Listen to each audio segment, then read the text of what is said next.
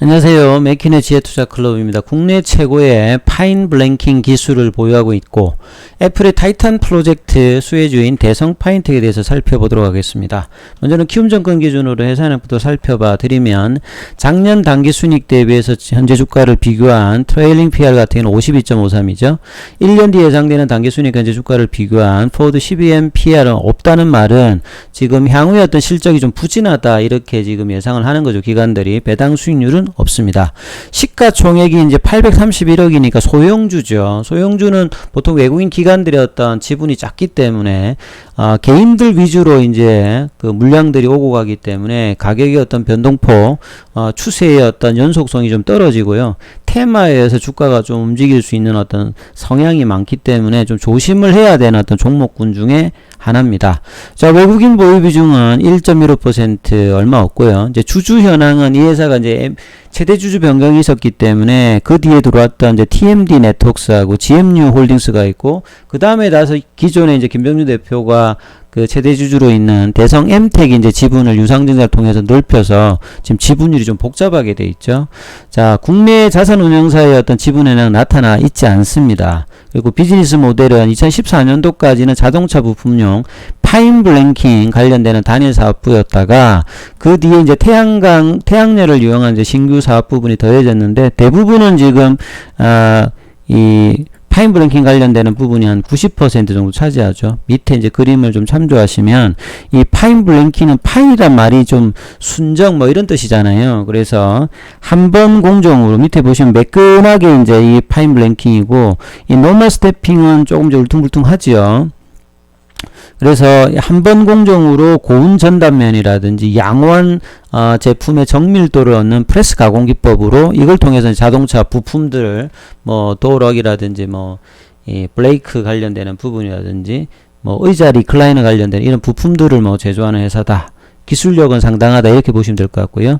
자, 숫자상으로 나오는 장부 한번 살펴보겠습니다. 포괄손익계산서를 보시게 되면 이 회사의 매출액 같은 경우는 한 400억대 안팎의 어떤 수준을 내고 있는데 올해 1분기는 지금 이제 전년 동기 대비해서 한 7.7% 빠졌죠. 영업이익과 당기순이익 같은 경우에는 전년 동기 대비해서 67%, 85% 수익성이 좀 더 많이 하락하는 모습을 보였고요. 재무상태표에 보시게 되면 유동금융자산하고 현금성 자산은 합치면 100억대 초반 정도 되니까 유동성 관련되는 부분은 특별히 이제 문제가 없을 거고요. 이제 제조업 관련되는 부분이니까 유형자산, 이 뭐 공장이나 뭐 땅, 뭐 장비 이런 어떤 유형성 장비 이런 부분들이 한 500억대에 딱 이게 좀 줄어 있고 이익잉여금 같은 경우에는 400억대 초반에서 4년째 좀 정체되어 있는 흐름들이 있습니다. 그리고 이제 현금 흐름표를 보시게 되면 영업활동 후에서는 돈이 이제 꾸준하게 일정 부분 들어오고요. 투자활동 같은 경우에는 또 돈이 나갔다가 최근에는 횟수가 되는 모습이었었고, 이제 이런 부분들이 재무적인 어떤 상한으로 좀 나왔다. 그래서 이제 뭐 안정성 비율은 특별히 문제가 없습니다. 근데 과거 대비해서 유동비율이 좀 떨어져 있고요.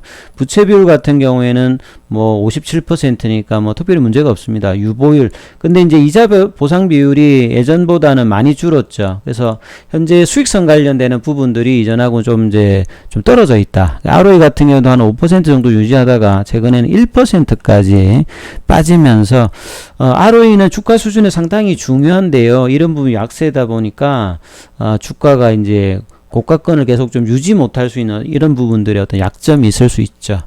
그리고 이제 이 회사는 2014년도까지는 단일 사업부였다가 2004년도에 이제 비상장 회사입니다. 강남. 요게 이제 태양열을 이용해서 태양열 보일러, 뭐 심야 전기 보일러 사업 이런 거 하는 건데요. 뭐 매출 비중 한 10%죠. 그리고 이 회사는 이제 최대 주주 변경이 2016년도 8월 달에 있었습니다. 그리고 재밌는 것은 변경되었다가 그 다음에 연도에 다시 이제 이 김병준 회사가 들어옵니다. 그리고 이제 이분이 최대 주주로 있는 대성 엠텍이 이제 유상증자를 통해 가지고 그해 말에 최대 주주가 되는 뭐 이런 어떤 구조가 돼 있고요.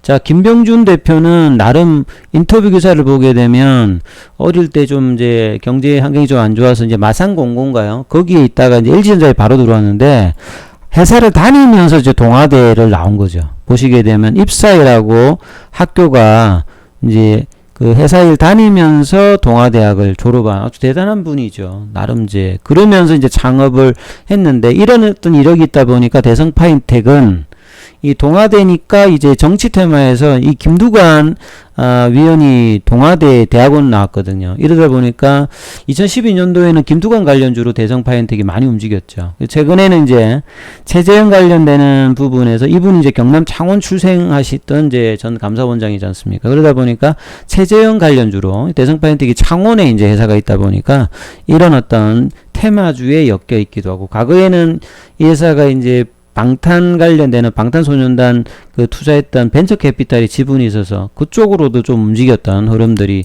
있었던 종목이고요.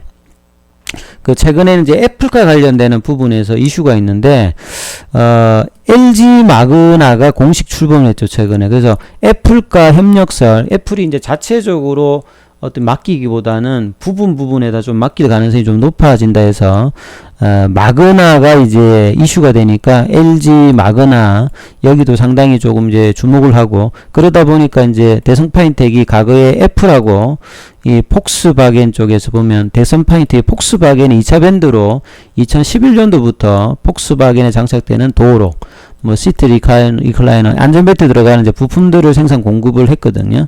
그래서 이슈가 있을 때마다 좀 한번 움직이는 경향이 있고, 사업 보고서에 보시게 되면 파인 블랭킹으로 나오는 부품들이 이렇습니다. 그러니까 뭐 도어록이라든지 시트 리클라이너라든지 브레이크 안전벨트 부품 이런 걸 통해 가지고 1차 이제 밴드는 아니에요. 그러니까 2차 밴드인데 1차 밴드에 넣어가지고 이제 그 OEM 회사에 들어간다 봐야 되겠죠. 그래서 현대, 기아차, 르노, BMW, GM, 뭐 폭스바겐, 본래 2004년도까지는 내수 시장 위주로 했다가 2005년도에 이 마그나와 이제 거래를, 그 당시에 매출 규모가 거의 한 60-70% 되는 정도의 계약을 하거든요. 이걸 이후에 이제 한 17개사까지 늘어나면서 뭐 GM이라든지 폭스바겐, BMW 같이, 그러니까 기술력이 상당하다는 거죠. 국내에서는 거의 탑 수준에 해당되는 파인 블랭킹 기술을 가지고 있습니다. 그러다 보니까 이제 마그나 위에 이제 뭐 브라우저라든지 발레오 같은 유수의 자동차 부품 제조 기업에도 매출을 해나가는, 내수용이 아니라 해외까지도 좀 커버를 하는 나름 이제 그 기술력은 좀 뛰어난 회사에 들어갑니다. 이러다 보니까 이제 시총 대비해서는 좀 알짜다 이런 이야기들이 뭐 최대주주 변경 전까지 계속 이제 나왔던 어떤 회사였죠. 그리고 이제 애플과 관련되는 부분에서 이제 마그나의 이제 경영지 그 CEO가 올해 들어서 바뀌었죠. 스와미 코타기리 이분이 바뀌었는데, 올해 3월 달에 이제 애널리스트 자동차 협회 행사에서요, 마그나는 애플을 위한 차량을 제작할 준비가 되어 있고 기꺼이 그렇게 하겠다. 그래서 마그나가 애플과 뭔가를 할 것 같으면 LG전자도 움직이고, 그러면 이제 이 대성 파인텍이 마그나에 또 납품을 했기 때문에 그래서 움직이는 거죠. 보시게 되면 거의 역대급으로 그 당시에 공급을 한번 했거든요. 2005년도부터.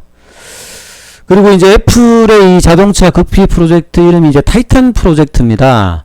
사실 이제 스티브 잡스가 이제 타계하고 난 다음에 2012년도에 그 스티브 잡스가 죽기 전에 꿈이 아이카 제작이었다 이런 게 나왔죠, 시장에. 그리고 이제 사망하기 전에 뉴욕타임즈 기자의 인터뷰에서 나는 디트로이트를 접수하고 싶다. 그러니까 이제 스마트폰의 다음 어떤 그 도전이 자동차다. 그러니까 자동차를 그냥 운송 매체로 보는 것보다는 이제 전자 부품들이 많이 들어간 자율주행이나 전기차를 보게 되면 큰 뭐 이게 전자 장비로 이제 인식을 하고 있었던 거죠. 그래서 이제 2015년도 기사니까 2014년도부터 이제 팀쿡도 이 프로젝트를 승인해서 여기에 이제 엔지니어가 수백 명이었고, 오른쪽에 있는 이분이 이제 포드 출신의 디자이너 스티브 자데스키인데 이분이 한참 했죠. 막강한 이제 권한을 주면서. 근데 이분이 이제 그만두고 왼쪽에 있는 밥 맨스필드인가요? 이분이 이제 이어받아서 그 뒤에 하고 있었던 것이죠. 그래서 최근에 나온 이제 기사를 보게 되면 작년도 이제 부터 다시 활기를 띄었다.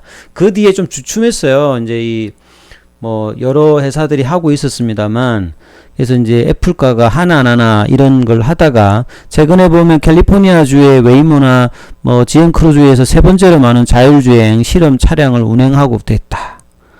이게 이제 자율주행하고 전기차를 이제 섞어서 같이 하는 이제 프로젝트라고 보시면 되는데, 그러다 보니까 이 이슈가 계속 이제 시장에 나올 때마다 LG전자도 움직이고 대성파인텍도 좀 움직이고, 그래서 대성파인텍은 두 가지 어떤 이슈로 좀 움직이는 종목이라고 봐야 되겠죠.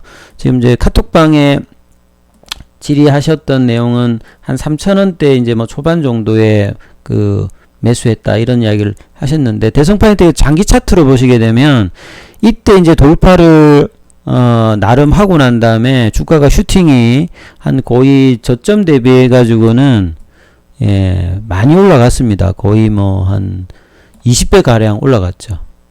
예. 그리고 이제 그때 이후로 작년에 좀 빠졌을 때는 거의 90% 정도 빠지면 이제 거의 바닥권 가격이죠. 바닥권 가격을 형성해주고 작년 저점 대비해서 한 7배 정도 올라왔죠. 그리고 지금은 이제 한 요 돌파 가격인 중기 돌파 가격인 2,500원 선 위에 이제 살짝 있는데, 이 이제 추세선 가격이 이제 지켜지느냐가 상당히 중요하겠죠. 그래서 한 3,000원대 위라고 하면 이 부분에 이제 매수가 좀 되었다 이러면, 지금은 이제 추세선이 뭐 나쁘지 않는 상태에서 있습니다. 중기 추세는. 일봉상으로 보게 되면 3,000원대 이제 흐름이 이런 어떤 라인들이었죠. 이 라인들이 이제 깨지고 올라가게 되면 추가적으로도 올라갈 수 있는 어떤 흐름이 있죠. 이제 과거에 이제 5,000원대까지 갔으니까. 이제 이 흐름에 이제 고점 부근은 한 4,000원대 부근 정도가 있는 거죠.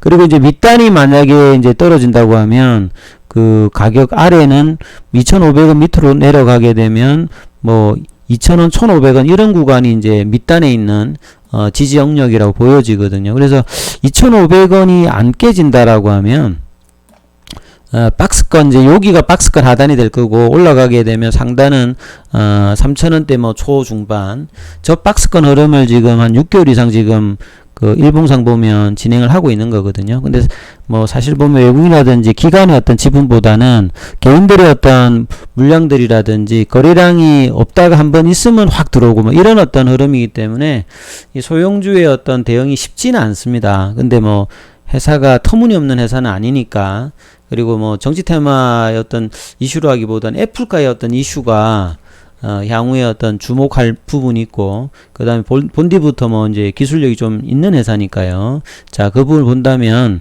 요 2,500원 밑으로 만약에 떨어진다면 뭐 추가 매수도 괜찮을 것 같고, 만약에 올라가게 된다면 한 4,000원 정도 부분까지 중장기적으로 좀 이제 나올 수 있는 또 종목이 대성 파인텍이다 이렇게 보여집니다. 이게 시총이 좀 낮으니까 일반적인 어떤 초보 투자자가 좀 하시기엔 좀 쉽지가 않을 거고요. 어느 정도 이제 투자 경험이 있으신 분들 같은 경우에는 좀 이런 어떤 내용을 참조하시면서 좀 대응을 해보시면 될 것 같습니다. 여기까지 하겠습니다. 참조해서 좋은 결과 내시기 바라겠습니다.